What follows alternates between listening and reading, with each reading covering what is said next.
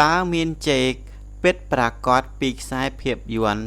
ตีตานิกได้เตเนื้อเป็ดได้ตีตานิกเติร์กบานเจงสายในชนำมวยป้อนปรำบุญรอยเก้าสิบปรำปีโมนุกรุบขณีจับอารมณ์หนึ่งเรื่องร้ายสนายฮาโรเวียงเจกหนึ่งโรสเพียบยวนประวัติศาสตร์บานคล้ายเจอารมณ์นึ่งเนี่ยตัวสนาเพียบยวนได้จั่วเจ็ดบ้านประดาวเลือตุ่มเนี่ยตุ่มโลงกูสนาหายกาละเทศะบ้านบอมใบปูเกยางเลื่อนได้โรบีบนาโมโนปีบะสำหรับโรสหนึ่งเจกโดยในหายเตอปูเกจัดตกถาปูเกกูเอาจับอารมณ์กรุบกรอนดำเบสแฟนยัวบอลไทม์ตัวเจียยังนาก็ดอยดาวเลือประพบดามนี่ตูอองมวยขนองจมน้ำตูอองเตียงโนอ๋อโรเยเปลเจียจรันชนำเจกเมียนตรึสได้เรียบมันอ๋อมปีอัตสัญญาณโรบอเกิดปนตายขเมียนโนนามันเนี่ยอาจปรากฏถาเกิดเจโนนาหรือถ้าตาเกิดจีตูอองโปรเด็ดนูเตอัตบอดนี้นึ่งสไฟยัวลปีกลุ่มนิดเซมเซงอมปีอัตสัญญาณโรบอเจกนึ่งกำหนดถาตาเจกมีนได้กูชีวิตเป็ดได้หรือเตโดยสายเพียบยวนเต่งอได้มีนมูลฐานเลือประวัติศาสตร์มีนเทศโปรเด็ดก็ปาติตานิกคือเจียกรรมวัตถุในการจับอารมณ์เจียจรันชนะหมอกหายโมโนจองดังถามีนไว้กาดหลังเนยหยุบโจกเวสนาโนขนองชนำมวยป้อนปรำบูนโรยดับปีเปลกอปาลิกเมียนเตเวกะทาเจียจรันนึ่งเรื่องเพลงจุมวิงกอปาติตานิกปอนตายเรื่องมวยได้ปินิยมบ่มพอดคือเรื่องโรบอเจกหนึ่งโรคานะเปได้ติตานิกคือเจียกาเงียบโปรเด็ดเวียบไอเลอพฤติกาเจสไดก็ปาติตานิกบ้านลิกเนไงตีดับปรำค่ายเมษาชนำมวยป้วนปรำบูนโรยดับปีบอนเตอปีเวียบ้านบอกเตียงตะเกาะมวยเนอโมห้าสะหมดอัตลองติดขังเจิงเมียนโมโนเจียงปีปอนปีโรยเนี่ยเนอเลอกอปาลหายเมียนตายปรำปีโรยปรำเนี่ยปนโนได้บานรู้ชีวิตตัวเจียยังนาก็ดาวเฟยบาโรสหนึ่งเจกบ้านเจงพอดปีกอปาลก็ดาวหายเจกบ้านเลี้ยบองคลูนเองดามใบเอาเนียงอาจรัวเนกบานเนโซเซอัตบอดบ้านโปรดเด็ดรึงสไนหานึ่งอัตสัญญาณระบปุเกโดยเจียพอลัตกอเพียบยนเจียจรานตีดแดเนดักเนือมรึงเจมคามิโรนบ้านยกเสรีเพียบชนัยโปรดเด็ดเจียมุ้ยหนึ่งดำนาเรืองดามใบเฟอเอาเวียกันแต่กูเอาจับอารมณ์ตัวเจียยังนาก็ดอยเนดักเนือมเรืองบ้านเฟอเรืองจุ่มวิญบะไซสไนโปรดเด็ดบอเกิดเจียมุ้ยประวัติศาสตร์โมโนปีกอปาลติตานิกโดยตื่นหนึ่งสายเพียบยวนเพียจรานไปเลอเรืองเป็ดเพียบยวนนี้รูปบันโจติดตับเพียบโปรดเด็ดนี้ปฏิกาประวัติศาสตร์ตัวใบยางนาฉลองกัดสายเพียบยวนเจกหนึ่งโรสจูบตูอองเจียจรานดาวไปเลอโมโนเป็ดเนี่ยคลาเมียนใส่เรื่องกูเอาจับอารมณ์เจียงเอาไว้ได้บ้านเนี่ยยีในขนมเพียบยวนตัวใบเจียเมียนกาตูตูสกอทาโรสนึ่งเจกมันเมนเจียกาเป็ดกอดดาวเนี่ยตรึกได้ร่วมกลมเน็ตเนื้อแต่สไฟโรกอัตสัญญาณระบอกเกิดหนึ่งสำรับเรือเยเปลอยู่โมโนกิดถาปูเกบ้านเราเคยเวียพโนเนยโนวาสกอเตียอ๋อโรเยเปเจจรันชนำโมโนจือถาเจกโดสนคือจีโมโนเป็ดเมียนทมโกลมุยเนยฮาลิเฟกเรือโนวาสกอเตียได้เมียนชมถาเจโดสนเนยเลเวีย បញ្ហាគឺថាត្រូវតែមានកំណត់ត្រារបស់ Jack Dawson ដែលជិះលើកប៉ាល់ Titanic នៅក្នុងកប៉ាល់ Titanic Jack ប្រាប់ Rose ថាគាត់មកពី Chippewa Falls រដ្ឋ Wisconsin ប៉ុន្តែមិនមានកំណត់ត្រានេះនរណាម្នាក់ដែលត្រូវនឹងការពិពណ៌នារបស់គាត់នៅក្នុងឯកសារនោះទេលើពីនេះខណៈពេលដែលមានអ្នកដំណើរជាច្រើនជាមួយ Wisconsin មានទំនាក់ទំនងនៅលើកប៉ាល់ Titanic គ្មាននរណាម្នាក់ក្នុងចំណោមពួកគេគឺជា Jack Dawson នោះទេតែយ៉ាងណាក៏ដោយអ្នកគាំទ្រភាពយន្តភាគច្រើនជឿថា Jack គឺជាការពិតដូច្នេះពួកគេបានធ្វើដំណើរទៅកាន់ Fairmont Cemetery នៅ Nova Scotia កន្លែងដែលមន្ត្រីបានដាក់ជនរងគ្រោះ Titanic ជាច្រើនអ្នកឲ្យសម្រាក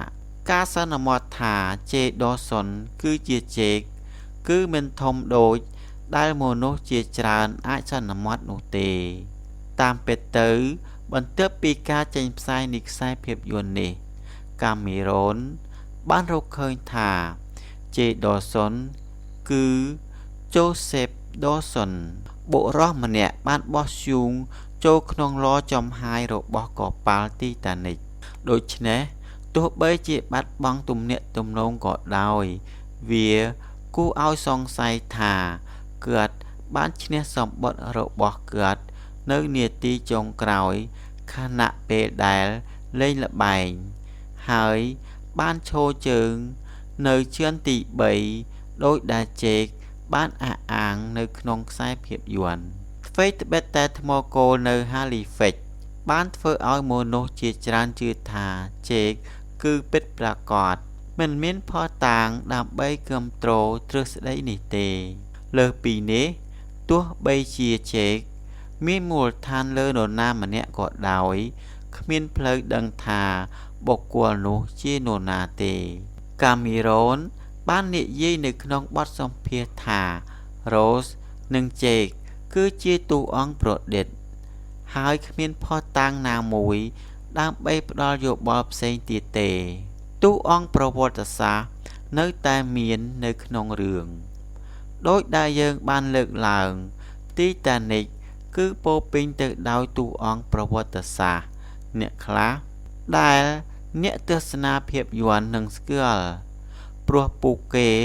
ក៏ជាតួអង្គក្នុងរឿងផងដែរ Edward John Smith ឧទាហរណ៍ប្រធានក្រុមក្នុងជីវិតពិតរបស់ Titanic គឺ Edward John Smith គាត់បានចុះមកខាងក្រោមកប៉ាល់នៅពេលដែលលិចនិងជាជនរងគ្រោះដ៏ល្បីបំផុតរបស់កប៉ាល់ Titanic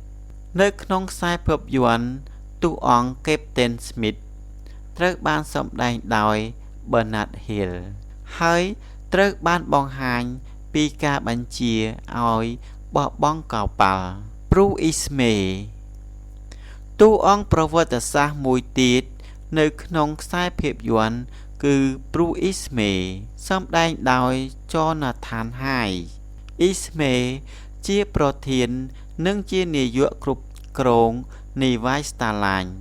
យោងតាមរឿងរ៉ាវប្រវត្តិសាស្ត្រវាជាទម្លាប់សម្រាប់គាត់ក្នុងការអមដំណើរកប៉ាល់ក្នុងដំណើរដំបូងរបស់ពួកគេគាត់ក៏នៅលើកប៉ាល់នៅពេលដែលកប៉ាល់លិចហើយត្រូវបានគេជេរប្រមាថតាមសារព័ត៌មានចំពោះភាពកំសត់របស់គាត់នៅក្នុងខ្សែភាពយន្ត Ismay ត្រូវបានបង្ហាញថាកំពុងគេចចេញពីកប៉ាល់ទៅលើទូកសង្គ្រោះទោះយ៉ាងណាក៏ដោយសារតែបទបញ្ញត្តិគាត់បានចាត់ចែងកប៉ាល់ Titanic និងនាវាដែលជាប្អូនស្រីកាត់បន្ថយទូកសង្គ្រោះដល់សមត្ថភាពអបបរមាការសម្រេចចិត្តនេះបានថ្លឹងថ្លែងយ៉ាងខ្លាំងទៅលើគំនិតរបស់ Ismay ដោយដែលគាត់បានជួយស្ត្រីជាច្រើននិងកុមារនៅលើទូកសង្គ្រោះមានតែបន្ទាប់ពីមនុស្សគ្រប់គ្នាគាត់អាចរកឃើញថា កើតបានជិះទូកសង្គ្រោះដោយសុវត្ថិភាពដែលកើតបានរត់គេចខ្លួនជាអកុសលនៅពេលដែលកប៉ាល់ជួយសង្គ្រោះបានមកដល់ទីក្រុងញូវយ៉កវិញការខឹងសម្បារជាសាធារណៈចំពោះគ្រោះមហន្តរាយទីតានិកមានកម្រិតខ្ពស់ហើយសារព័ត៌មានបានធ្វើឲ្យអ៊ីស្មេខ្លាចដូចជាបិសាចបើទោះជាយ៉ាងនេះក្តីគាត់នៅតែជាប្រធានក្រុមហ៊ុននៃវាយស្តាឡាញការបរិច្ចាគដល់អំណោយទានមួយសម្រាប់ស្ត្រីមេម៉ាយដែលរងផលប៉ះពាល់ដោយគ្រោះមហន្តរាយនិងជួយទូទាត់សំណងធានារ៉ាប់រងជាច្រើនដល់ជនរងគ្រោះអ៊ីស្មេបានចុះចេញពីតំណែងជាប្រធានហើយបានបន្តការងារសប្បុរសធម៌រហូតដល់លោកទទួលមរណភាពក្នុងឆ្នាំ1936ប៉ុន្តែវាមិនបានជួសជុលប៉ះប៉ូវរូបភាពសាធារណៈរបស់គាត់ទេ Margaret Brown តួអង្គជីវិតពិតមួយទៀតដែល Jake និង Rose បានជួបគឺ Margaret Brown សម្ដែងដោយ Kathy Bates Brown ត្រូវបានគេដាក់រហស្សនាមថា Molly